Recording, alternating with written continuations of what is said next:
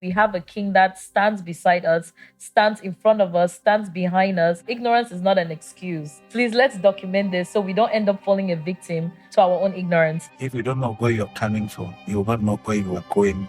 It starts with self. It starts with the power of the mind and then transcends into the community. Justice was created for the sake of peace and not the other way around. Today's guest is somebody very unlikely, somebody we didn't see coming, but we are so blessed to have him in our midst. It's not every day that we have elders sitting among the next generation. So I know you guys are itching in your seats to know who that is. On today's episode, we have our Royal Highness Charles Mbayamsig III from Guzang, found in the northwest province of Cameroon. He's our leader, he's our fun. And for those who are not Cameroonians, just to contextualize, he's our king. I know we call him a fun, so get used to it throughout this episode. We'll be calling him either Your Royal Highness or fun. Welcome, Your Highness. Thank you. It's such an honor having you here today. Oh, shit. I'm like literally shaking in my seat. Like I was telling my audience, it's not every day that you get to sit with a man of your caliber. So we'll just take a minute to break the ice, okay? Just so that we can both relax, and so the episode can serve what it's supposed to serve. So if we could describe you with 3 words, what will it be? I will not want to describe myself Okay. because I don't see myself. I would rather want you to describe. Okay. I see you as a benevolent king. I've heard of the way you have led your people. I didn't get the privilege to experience you in Cameroon, but I've gotten the privilege to experience you on several occasions through our cultural events. So I would say benevolent. I would say a man of very humble. I just saw the way you addressed your subjects, and you basically said something that stood out. I am my king because you guys make me one. And you basically left me speechless with that. And another way I would like to describe you is a very intelligent man. Seeing the way you have handled the people thus far, I think I wasn't born when you became king, but seeing Guzang as a flagship for other villages and seeing the way the Mogamo people, especially the Guzang people in Maryland, have rose up to some of the challenges that we have faced in the past couple of years. So that's how I would like to describe you. What do you think of that? Agree or disagree? If you say so, you don't have to say no. I am so humble with that, and I want to really appreciate you. Yes. Thank you so much. One of the things that I will also say is, as a young Cameroonian, we don't get a lot of chances to sit with our elders. And I got to sit with Chris Firmino, and he basically said he was telling us a lot of things that we never got to experience. So having you here is for us to basically learn so much about our culture, and maybe for this episode to serve as some kind of anthropological piece for anybody who wants to study Cameroon or study the Northwest region or study the people of Guzang. So I'm looking forward to our discussion today. I wanted to start by asking you, as a child who is at the feet of her father, how did Guzang come about? Historians will talk about Guzang being born of some around 1450 AD, and by Tembeka, the legendary Tembeka Tanakmoka, who came all the way from Quinikum land, and they settled. When they came with so many children, they came and settled in the place where we are today with Njong, the first king. And when they were asked to do some performance, they were all in their small corner on platforms, and then to have the name Guzang, people on platform. And we know from the Bible the importance of platform, the significance of royalty, the significance of honor, and the significance of peace. That is where the name Guzang came from.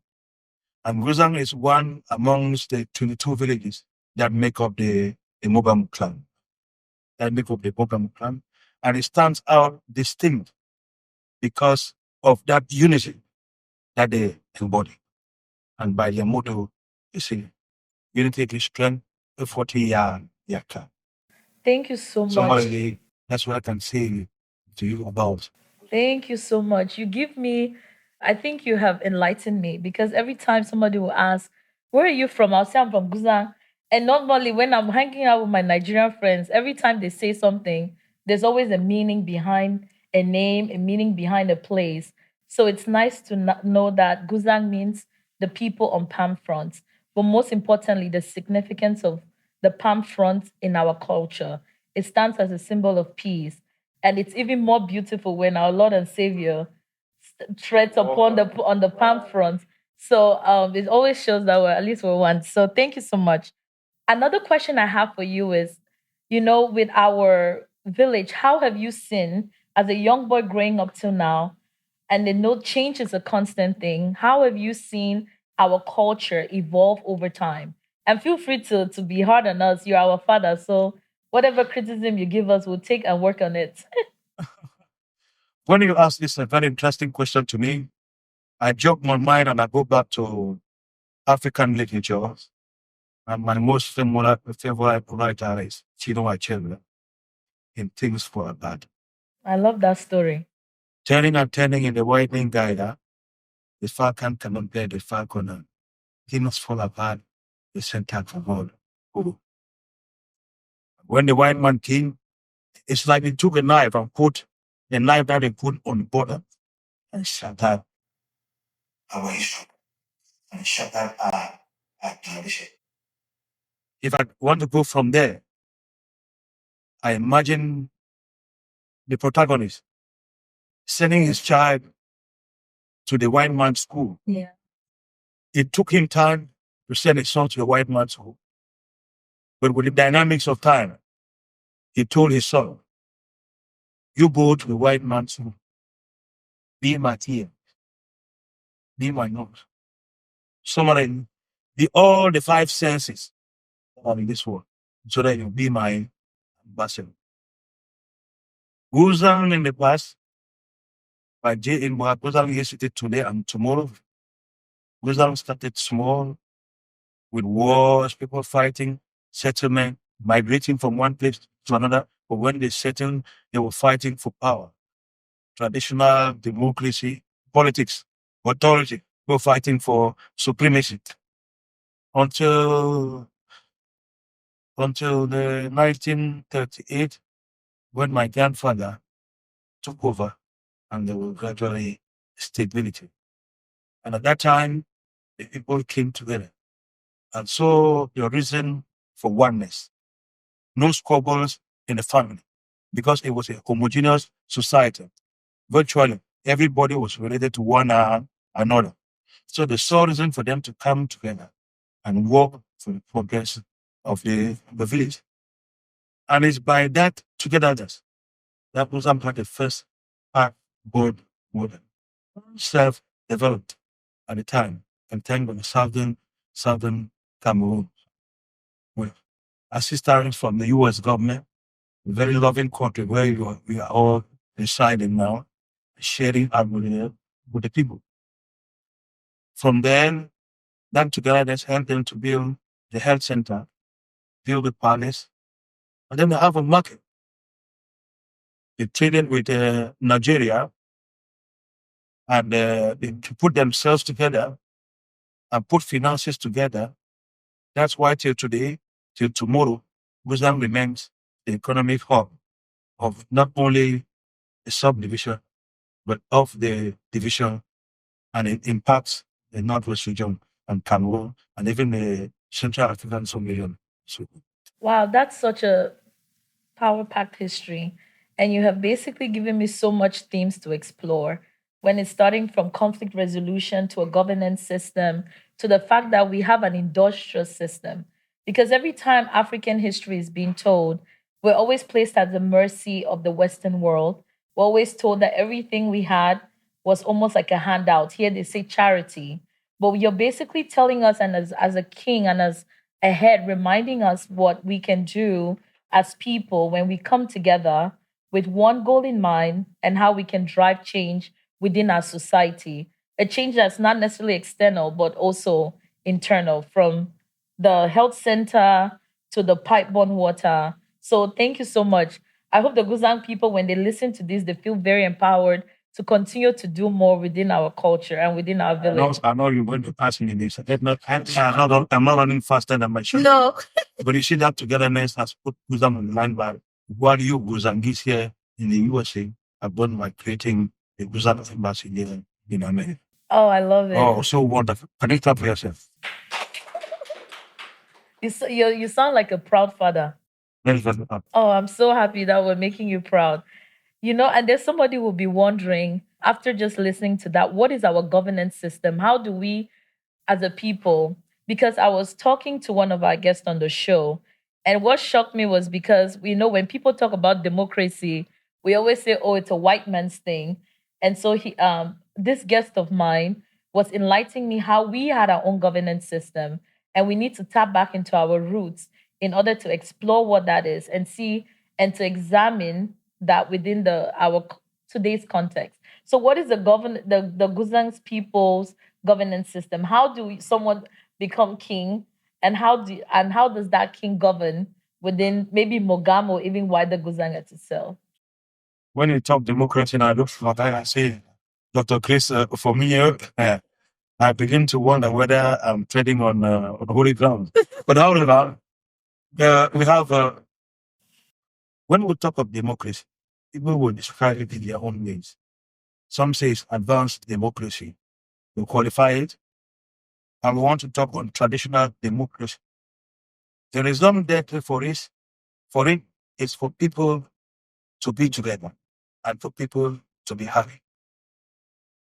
Government for the people, by the people, in the interest for the people. And if you look at the traditional, everything is centered around harmony. If you want to know how a fund is identified, you take the chicken, you put them together. The one who will become a cock, they will know. His father will know that this chick will become a cock tomorrow. There are several ingredients that they use without you knowing. For example, you put food in a big bowl and ask all of them to eat. There are some children who will go in, trying to find to clap for themselves. You see one who is there trying to ensure that, oh, everybody has something more. It's what has is our own share. Some divine, that in Solomon's wisdom and ancestral power, makes the father to designate one of all the princes. And the princes will now take the one designated and hand over to the kingmakers. And thank God, in our midst here, we have Ba Warenyenwi, who is the first kingmaker of Guzang in our midst here. They will sit in their 7 number, they discern, look at it critically under a microscope, and once it is done, they will not present it to the public. So basically, there is some divine intervention in it. Because in the days of old, because even the Bible that they talk of today, in the days of old, traditional rulers, kings, were God's representatives on earth. It's because he who talks of God, talks of goodness, talks of love, talks of prosperity, and talks of everything positive around the world. And that is why they fought. In the years past, if you were sick and he went to the palace, just placing his hands on you, you were well.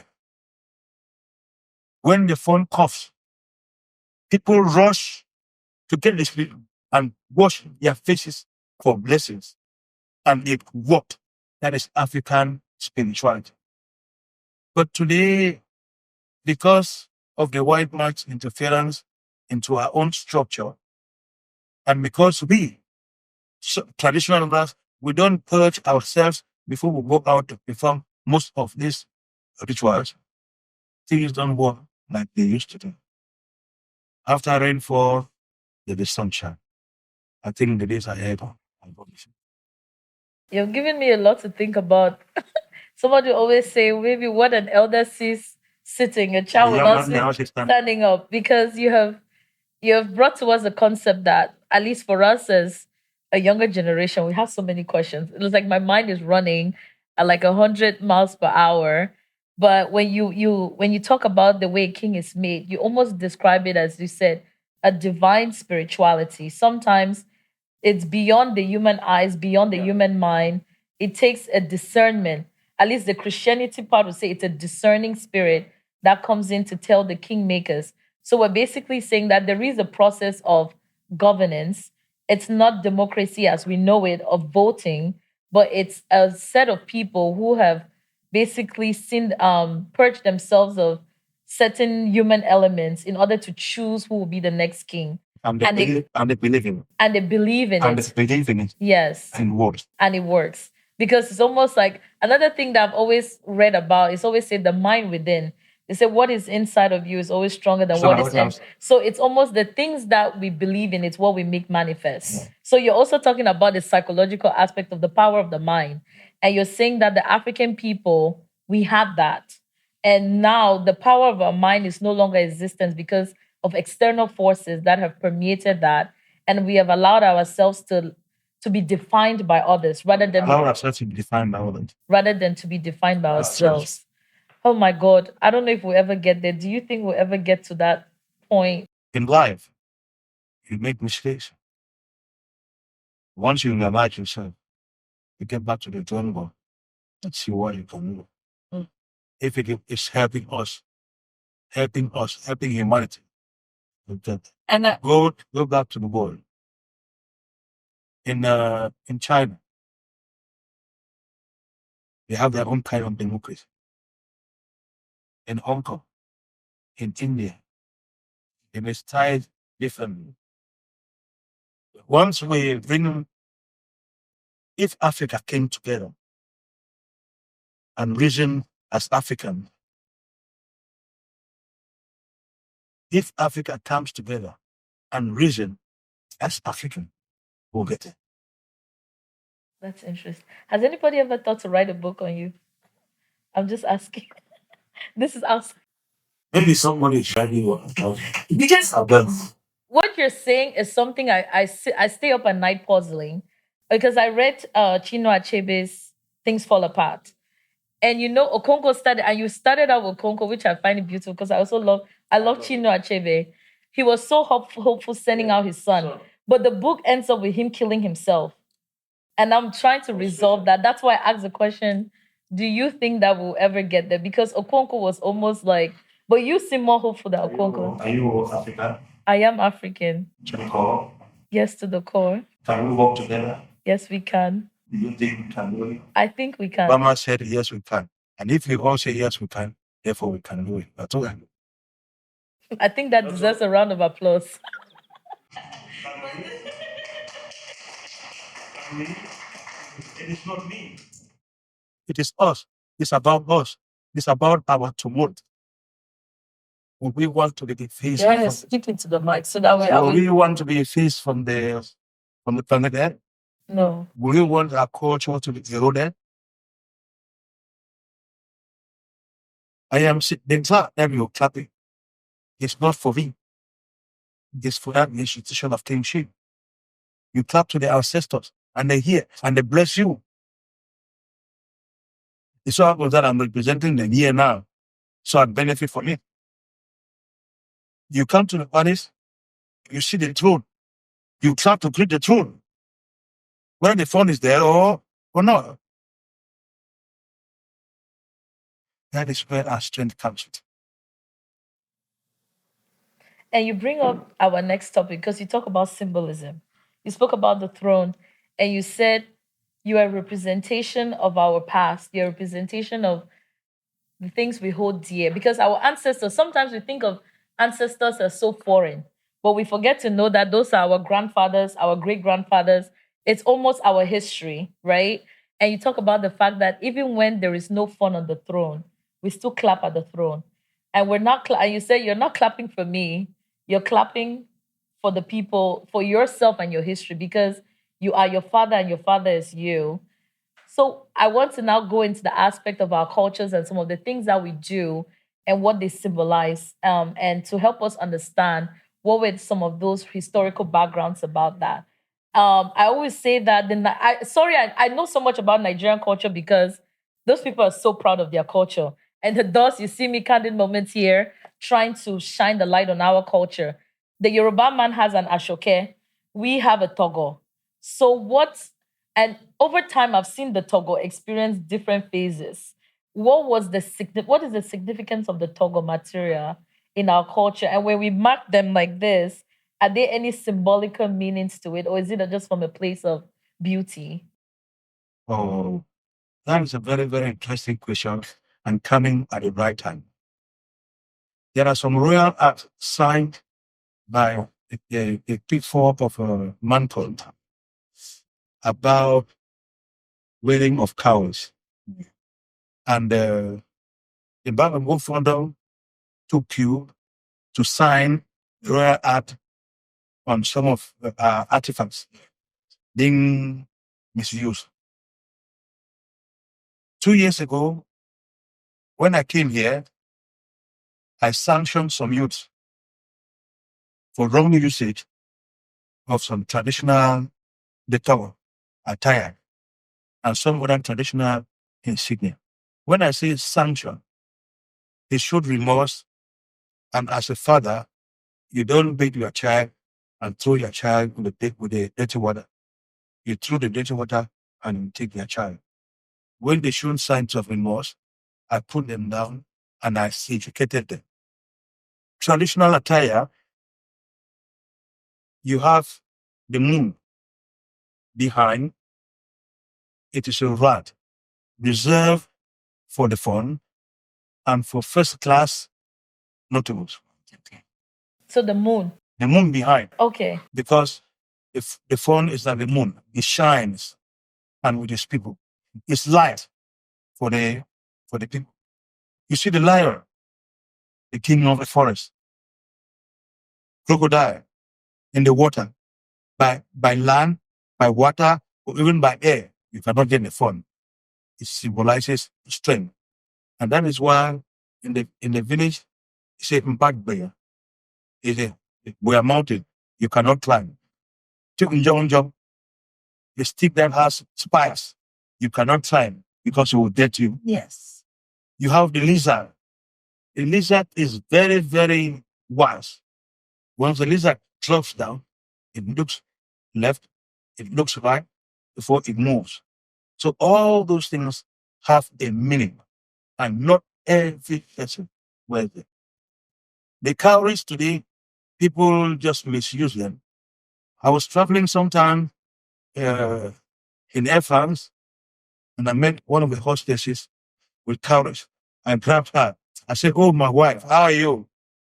She looked at me. She started and looked at me. I said, "Oh, yes, look at this.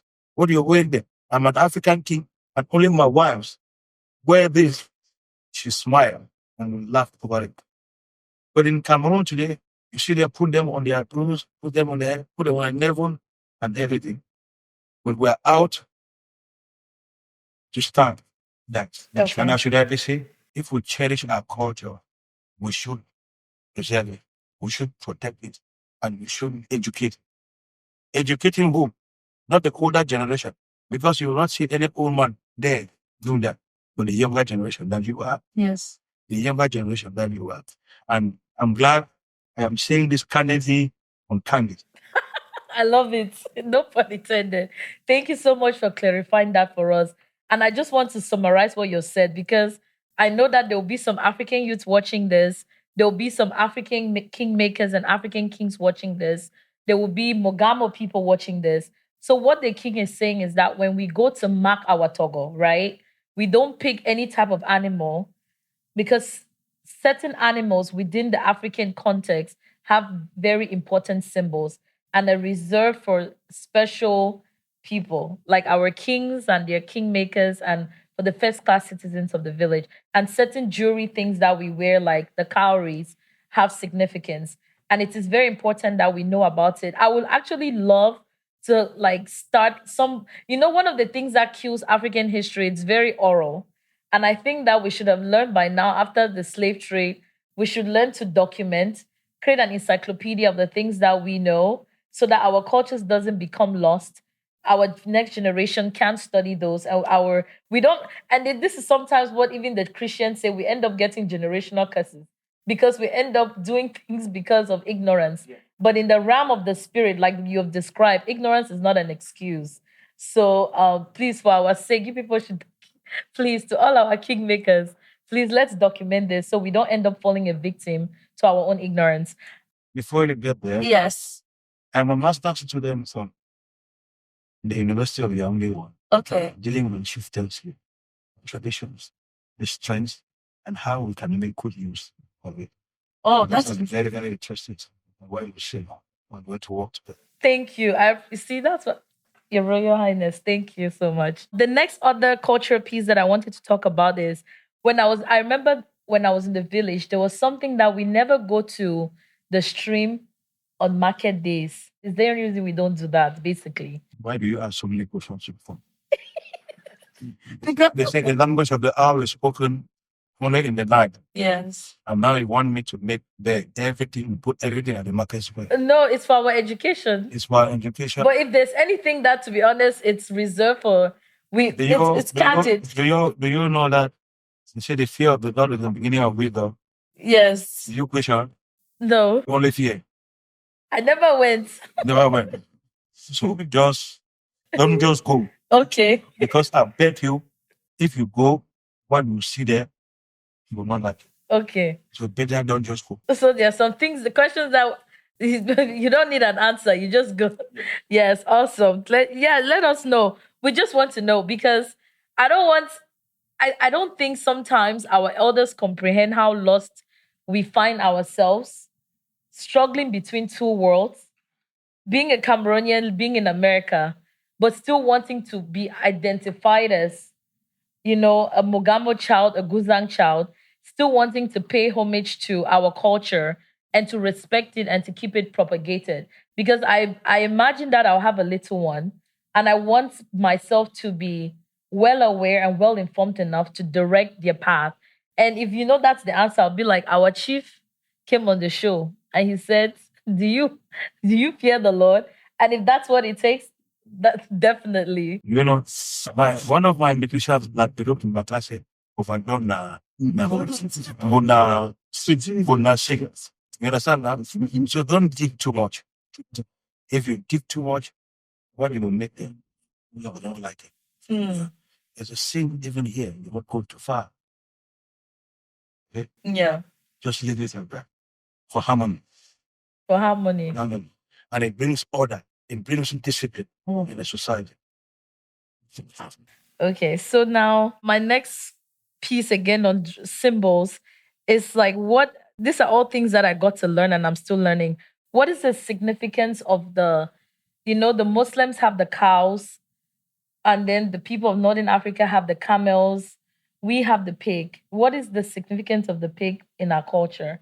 And is there any meaning, The pig for us is a unifying symbol because you can never have any great creation. Be it birth, be it death, be it any celebration of a pig. I can say at times the number of pigs that you present to your population is an indication of your wealth, their affluence. If you have 10 girl children and they're all married, when you go to join your ancestors, each of your in-laws will bring the pig, a big pig, and a small one for the women. When they have so many pigs, they know that there is a man. That is it. And of course, when the food comes together, when people are around the table, bigger what if when the pot is on fire, the story changes and everybody is smiling. So once you have many of those pots around, there's harmony, there is love, there's harmony. Thank you for that. So it's like the pig is like a sign of wealth, basically. Can we use pig to pay bride price? But it must be, sticks to. Oh, you must use the pig. When they come and Seigneur, tu as déjà fini? Mais ça ne finit jamais. Je ne rentre pas ici sans prendre ma part. On t'a dit de venir nous voir. D'accord. Ok. C'est bon. Tu es très compréhensif. C'est bon. Parole les choses. So yes, so I think I will go into that thing of bride price. You know, even here when people want to get married, right? They'll tell us that, oh yeah, like if I was getting married, they'll be like, oh, your husband is paying for you.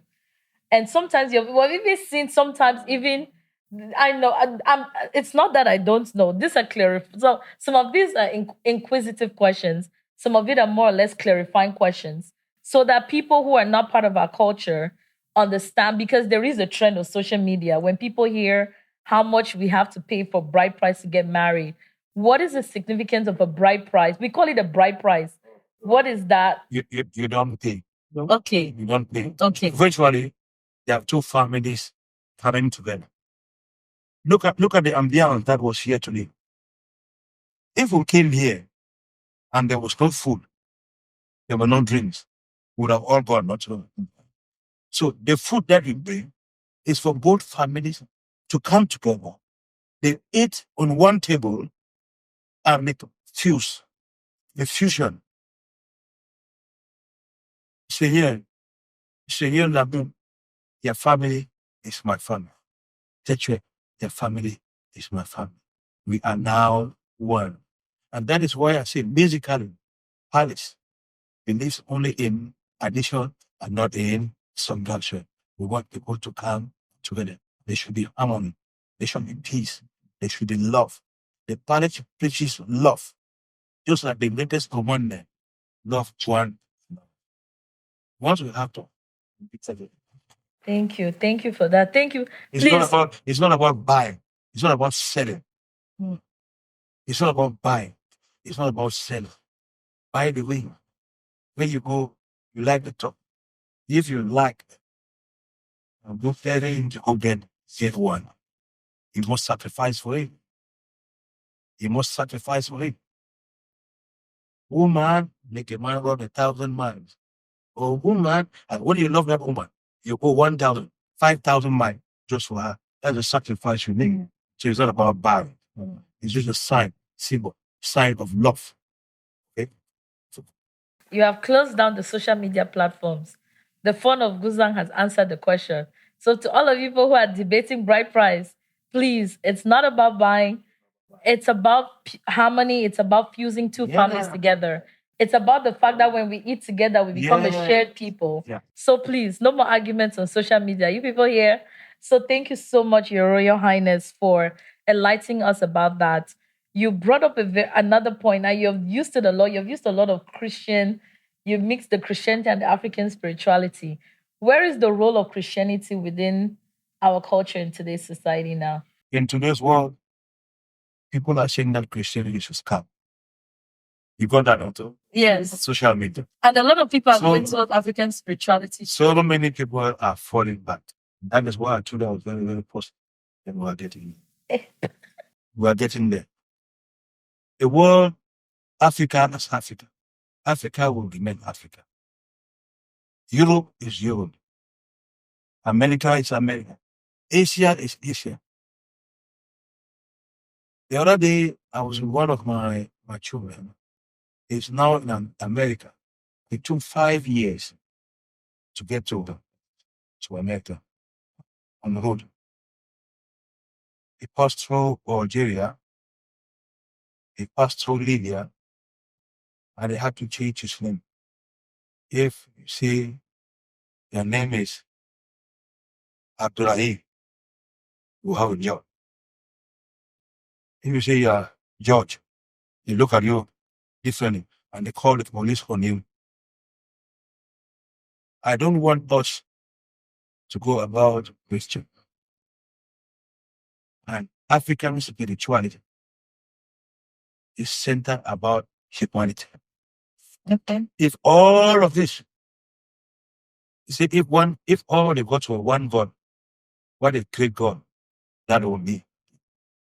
You got in America, it's the same God that we have in America, in Africa, it's the same God that we have in Asia, the same God that we have in Europe.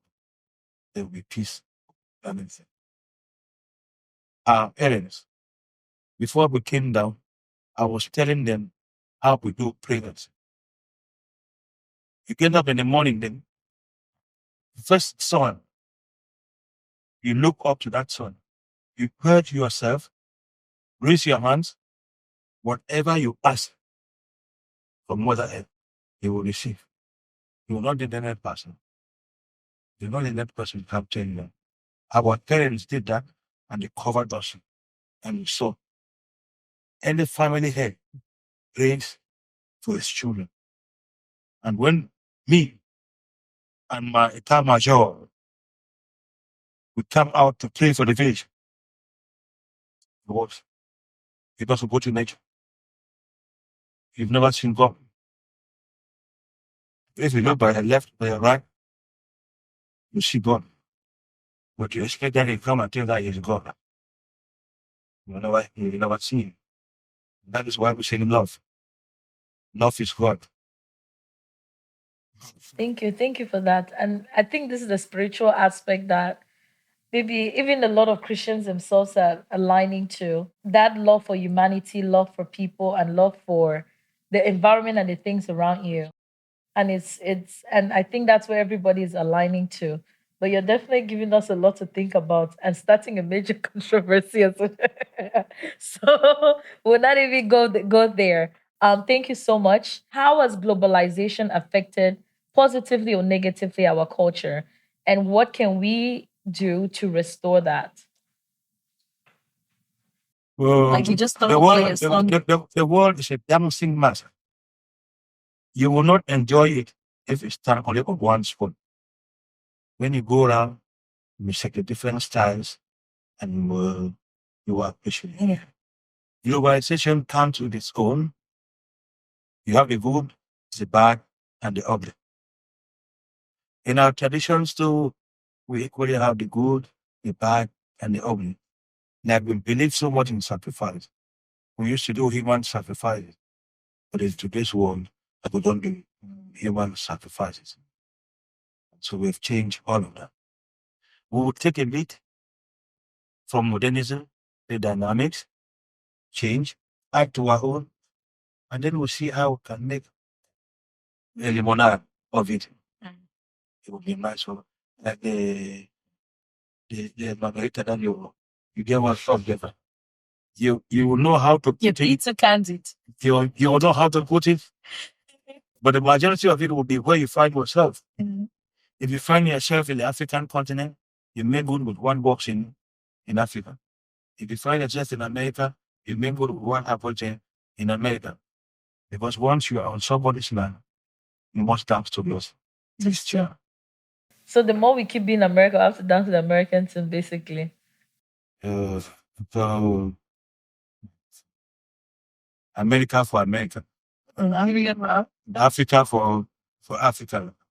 We are all of the world for all of us. And we have to make this world a better place. And if we want to make the world a better place, typically you're running Seigneur Namun. I have in Guzang, Bamunji, and the one from America here. Doctor of me research. Dr. Tebon, married an American, and a host of others. The interesting thing is that those wives, they still belong to us. They're still with us, if not of what is happening now. So, the I don't know how to say it in English. If you sit on one spot, you can't really progress. You can't come up with something that is valuable, that is interesting for the society.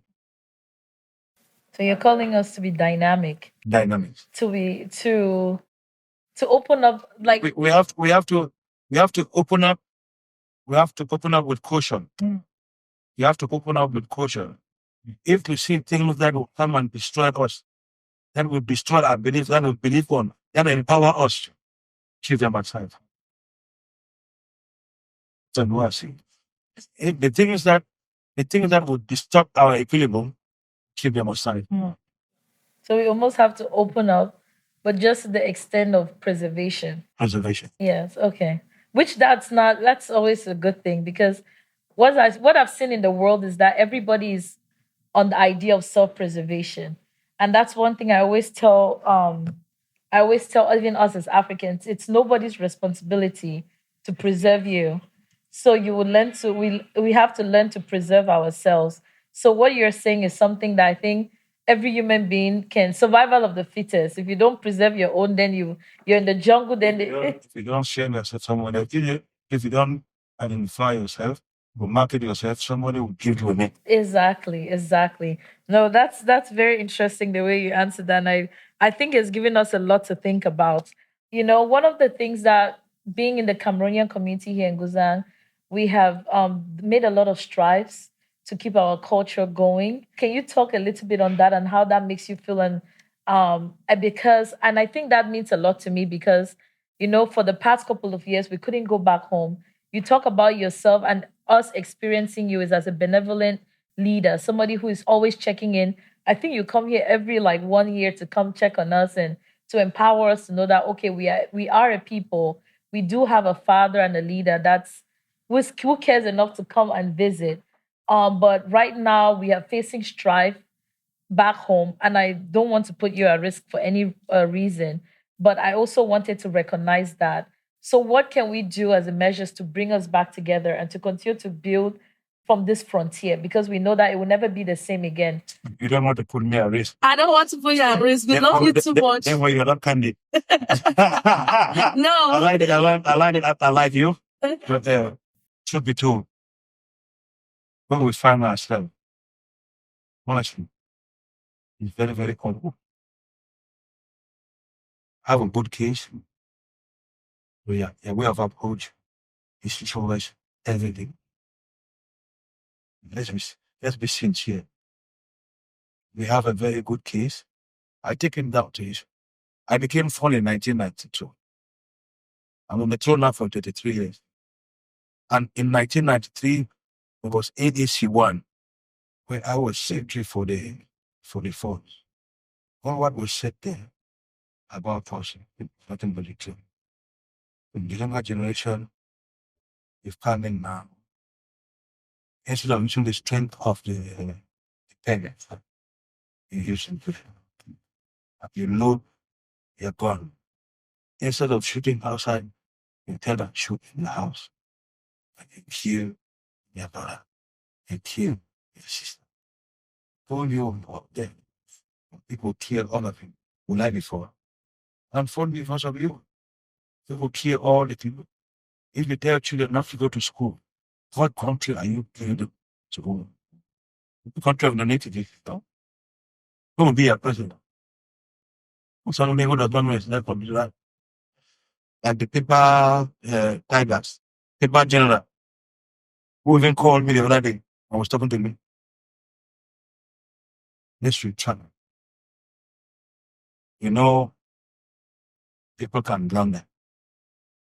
If you realize that you are going on the wrong way, turn back to the main street and things will be fine. Let's be family. So you know it's okay. Okay? Yes. Tell them you are doing the wrong thing. And we back at home now will find ourselves in a mix. Of course, I tell them on the phone, Amber, Namadiki, government, our government. Government does what is not correct, I'll tell government. Amber does what is not correct, I'll tell the Amber. Because we want people to live together. We don't want the country to play. For how many years I was putting in myself and not helping myself. You know the ants? Yeah. The ants are very intelligent insect. The ant will come here. As it goes here, it meets an obstacle. It will not stand it that it must pierce through this wall. Either it goes to the left, goes to the right, or it comes back. So once we see that it's not going, we try to change the strategy. Re-strategize. Re-strategize. Like your GPS, when you take the wrong exit, say it's recalculating. You will recalculate and it put you back on the right path. For the sake of what we have remaining as a country, let's put ourselves together. Thank you. Thank you for your words of wisdom. I think for our audience, just to contextualize, Cameroon has been going through an internal strife in the Northwest region for over 6 years now. So, 8 years. yes, 8 years to be exact. And our Royal Highness is basically giving us advice on how we can go about seeking for what we are seeking for. Basically, indulging us to use wisdom, indulging us to use strategy, and most importantly, reminding us that justice was created for the sake of peace and not the other way around, and to not fight wars at the expense of ourselves and our history and our culture, which we have basically seen a lot of that happen. Because I remember Nere, and as a young child, always look forward to, but I've never gotten the chance to, and I feel like crying. And I don't know if I'll ever experience a Nere again. No, be hopeful. Be hopeful. Be hopeful. Yeah. Better days are coming. Thank you. Sooner or later, we'll have it. And let me remind you, it's you and I. If we Guzang, when we decide today that we will dance in there, we will dance it. Wow. That's tough. Guzang was a no-go area.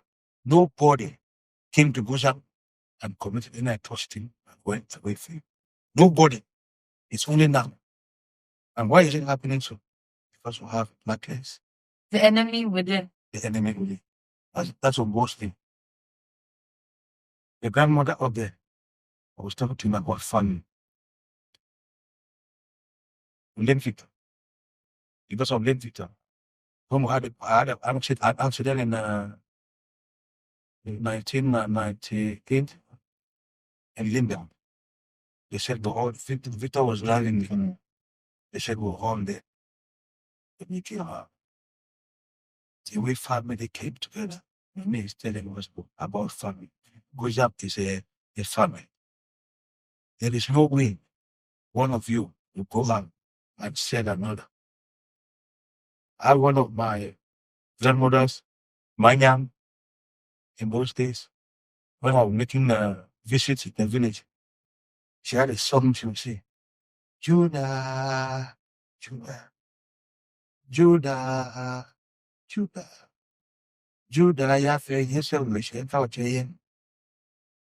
Judas, Judas, you sold ties. What did you do with the Judas, Judas, you sold Christ. What did you do with the I'm letting proof of it is I went for a vacation in Douala, a naming ceremony, the child naming ceremony. I asked the people, we are naming this child today this. Have you ever seen somebody name a child Judas? Have you ever seen that? Nobody has ever named a child Judas because of his badness. As we are here, what we need to do is to send the world back for our family members.